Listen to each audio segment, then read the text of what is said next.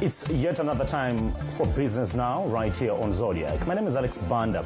In this edition of Business Now, we have an exclusive. Today, we are speaking to one of the renowned investors in the country, and of course, entrepreneur Benedicto Benankoma, fondly known as BBN. Welcome to the show. Thank you very much. Thank you.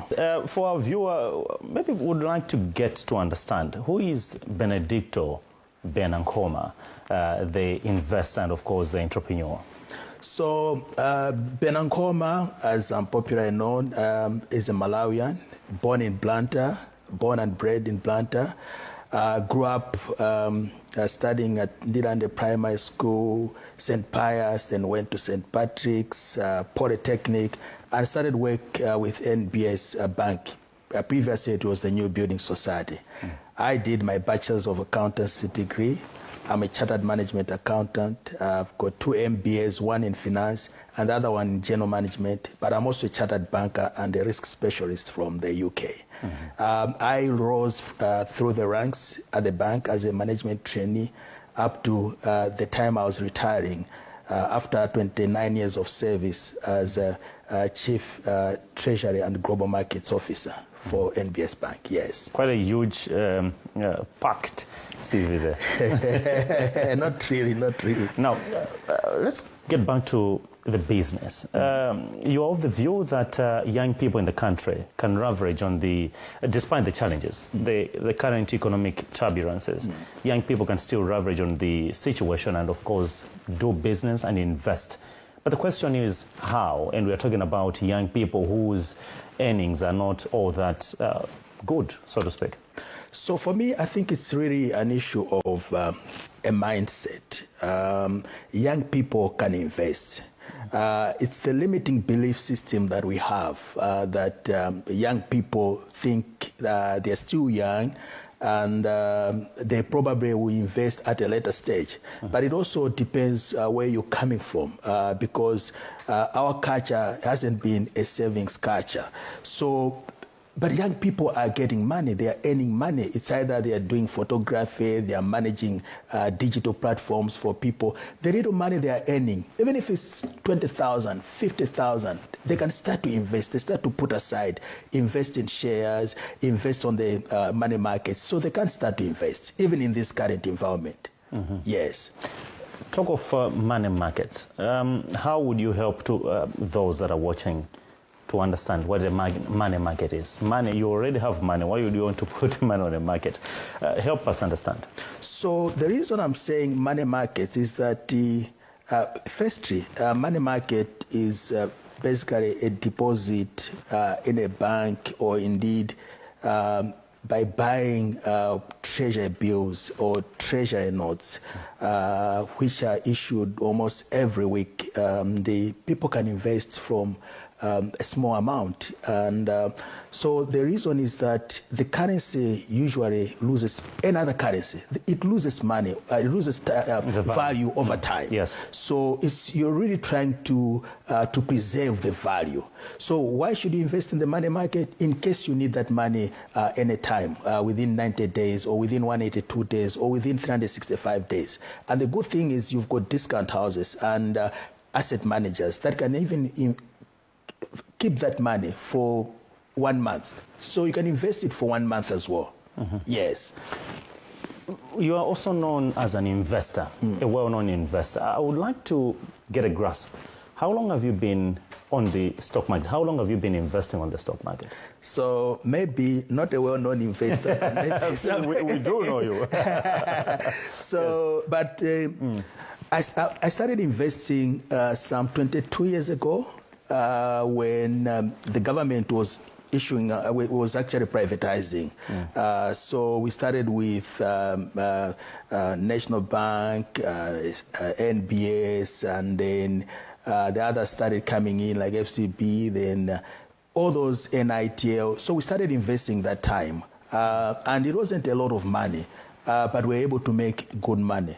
The good thing is that investment takes time. So you wait over time. If you start at a tender age, over time, it actually it actually grows. I'll give you an example. National Bank, the time people were buying, it was 3 kwacha, it moved to 10 kwacha, and people were saying, you know what, nobody can buy 10 in National Bank now shares. It's at 10 kwacha, it's too much. But look at it now, it's at 2,507 per share. Per share. So I always tell people, I mean, I bought shares for my son, 30,000 shares, 2017, and it was 30,000 shares, 6 kwacha, it was 180,000 kwacha. It's now 3,027,000 kwacha. So even if you take into account inflation, even if you had used a dollar rate, it's still a better investment. It has actually sustained the value and even more. Yes, and there's been dividends. So can you imagine if you had bought those shares, 30,000, and you continue to buy on a regular basis, maybe 20,000, 50,000 every month, 20,000, and then when he gets the dividends, he continued to buy. By now, I'm sure it should have been around 20 million kwacha.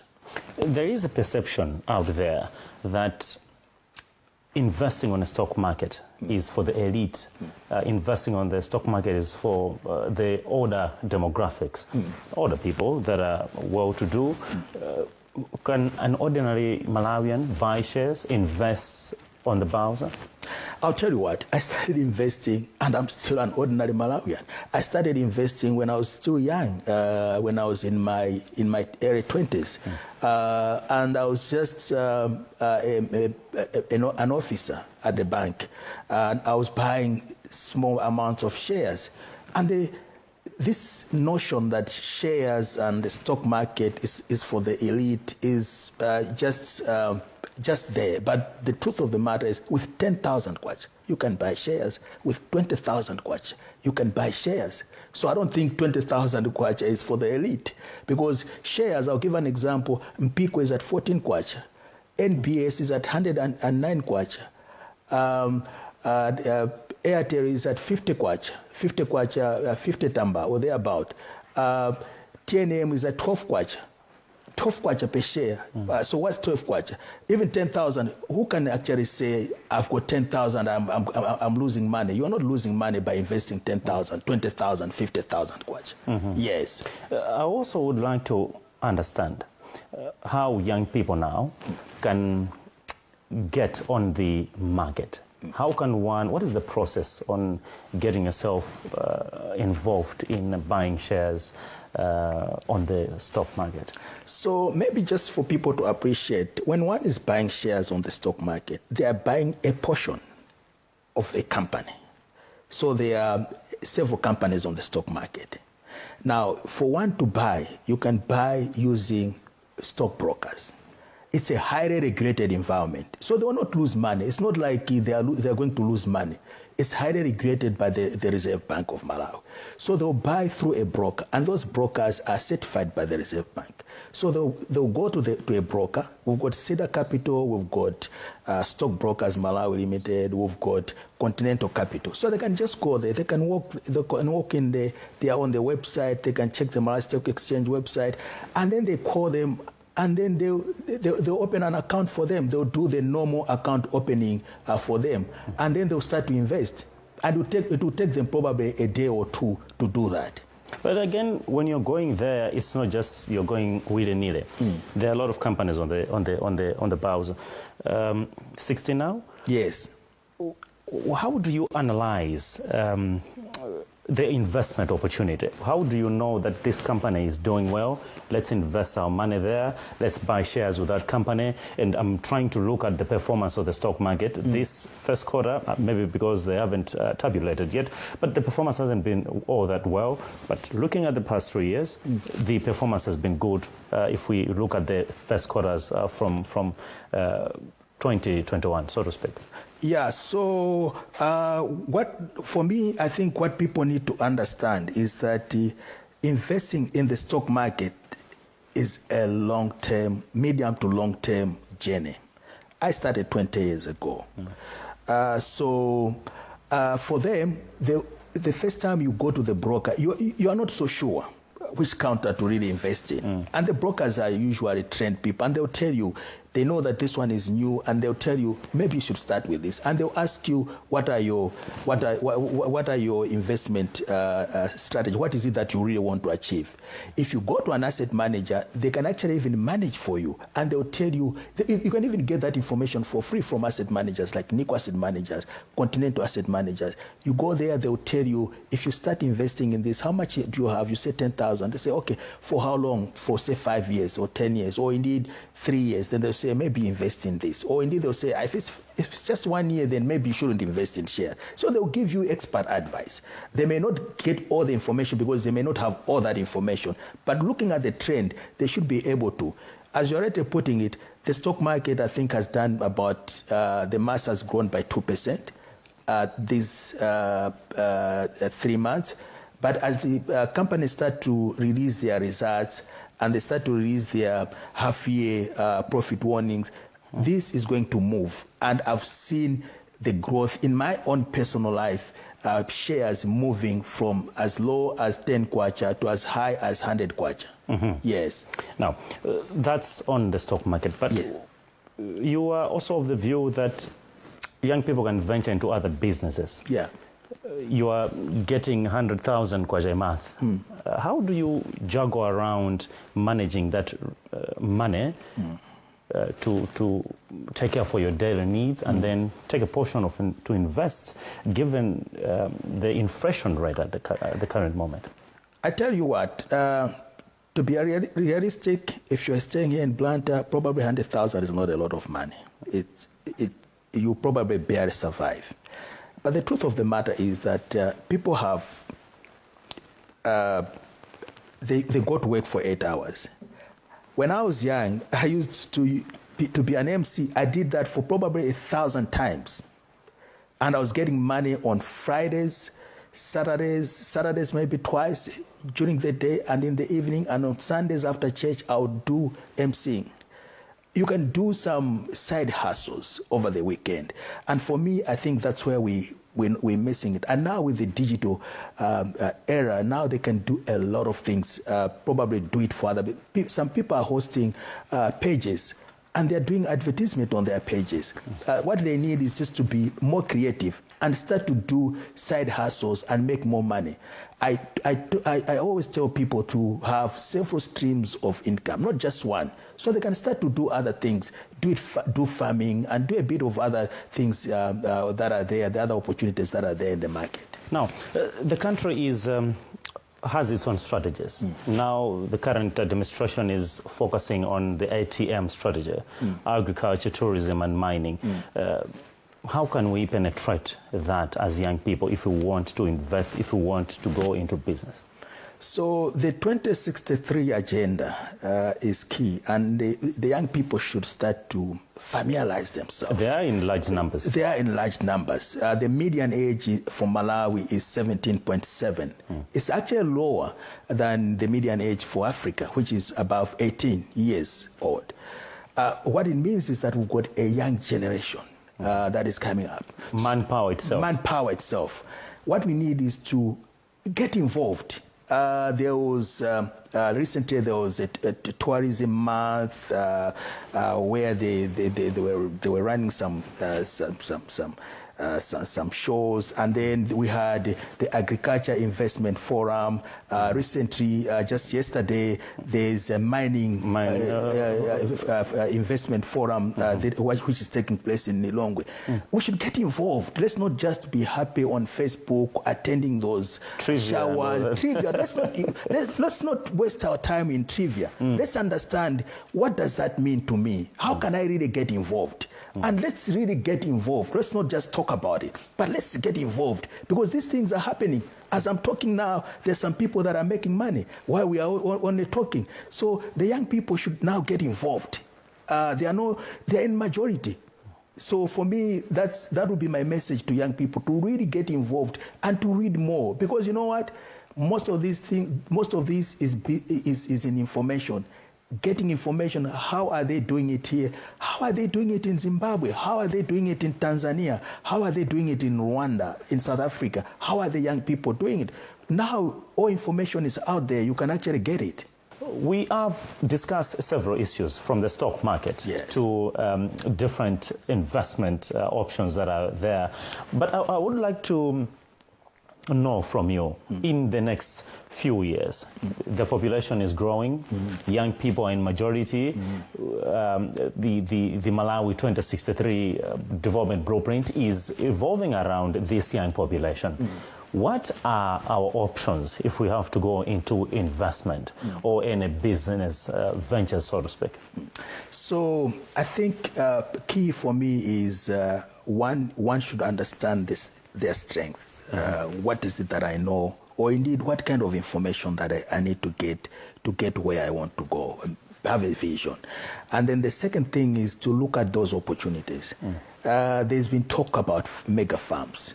I think for me it's an opportunity, even for churches, communities, to mobilize themselves and start to do farming together as cooperatives. It's already happening. And you don't have to reinvent the wheel. You'll not be the first one. So you can start farming.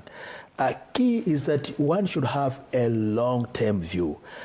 Should see that, you know what, I may not make money now, but I will need to put in the hard work, because for you to get the return on investment, you really need to put in the hard work. So that's an opportunity for me. And the other opportunity is indeed in mining. Mining is still in its infancy. It's been happening. I know there are artisans of mining elsewhere. People should take interest and get involved and get together and start to do mining.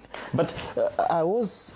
where you're sitting, there was the PPPC CEO, Mr. Kabambe, who did say that the mining venture is a good option, of course, but with the current investment in power in the country, the power that we generate as a country cannot meet the high-scale or large-scale mining industry. That's a concern as well for you? It is a concern. But I think there's still opportunities because people are still mining, whether they're using gensets, but they're still mining. That opportunity is still there if we're looking at 2063. And there's investment on the stock market as well. There's opportunities in the medium term for people to invest. And then there's the service industry, the tourism. It's a big opportunity for people to look at, and then people can start to invest in tourism as well. So for me, these are huge opportunities for people to look at. Tourism after COVID-19 seemed a bit rather a rough patch to go through again into investment, but we are seeing the money picking up, the resources that we have raked in, about over 100 billion now.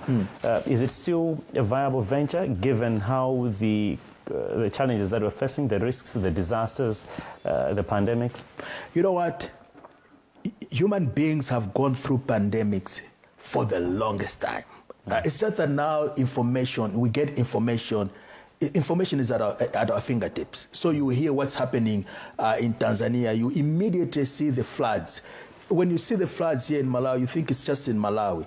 Or indeed El Nino, you think it's just in Malawi, but you realize that Zambia, Zimbabwe, you get that information immediately. Pandemics have been part of life. Malaria used to be a serious pandemic. HIV used to be a serious pandemic in the 1990s. Now it's been contained. So for me, people should not really focus on the pandemic because those give people some limiting belief systems. And they say, you know what? They become paralyzed. You know, I can't do anything. There's nothing that you do in this world, in this life, that doesn't have risks. Even just you being here is a risk. Just going through town, it's a risk on its own. Just traveling at night, it's a risk. So risks are always there. Key is just to know how to mitigate, get more information on how these businesses are run, and then you go for it. The higher the risk, they say the higher the return. The returns, yes. Yes. And of course, how can we leverage on the technology? Technology is now booming to our investments, to our businesses. We can leverage on technology because you don't have to go to USA to understand anything. You can go on YouTube and you learn. So we can leverage on getting knowledge using technology. Even just to put up something, if you buy, say, a camera. Even if you don't have the manual, the user manual, you just go on YouTube and you get that information for any camera. People have done it. When I was sending my kid to university in London, all I needed to do was to go on YouTube. Where can I get accommodation for him?